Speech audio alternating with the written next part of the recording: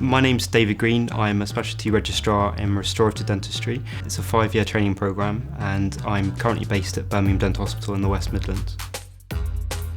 I love restorative dentistry. It's a great sort of pathway and it's a great sort of career choice in my opinion. It's very sort of technique sensitive. You have to refine your trade and get very, very good. And you also have to get good at different areas. So restorative as a whole incorporates prosthodontics, endodontics, periodontics. Each of those disciplines you have to refine your trade and technique, and then you use that to treat patients with complex sort of symptoms and findings. Part of who we treat are oncology patients, so acquired maxillofacial defects, also patients with cleft lip and palate, patients that have undergone sort of substantial trauma, and patients with hypodontia or missing teeth. So it's a very, very interesting speciality, it's very dynamic. From the training program as well, you develop sort of leadership skills, you develop the ability to teach. I've also gained sort of additional experience as well as clinical, so that would be sort of management positions, leadership positions. I think in Birmingham you have a really, really good standard of life. You can buy a nice house, you can enjoy yourself, and it's just a great city to be in. There's lots happening and lots going on.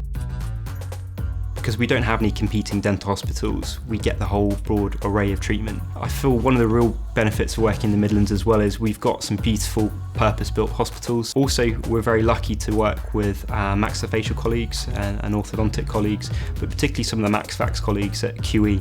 And we develop very good relationships with them. We undertake MDT clinics where we sort of plan complicated patients like our oncology patients or our hypodontia patients. And that's a great learning environment.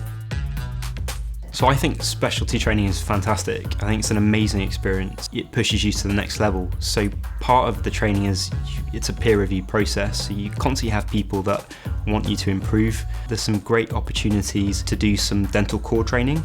For dental core training as a whole, you get exposed to different specialities. You can find what you're interested in.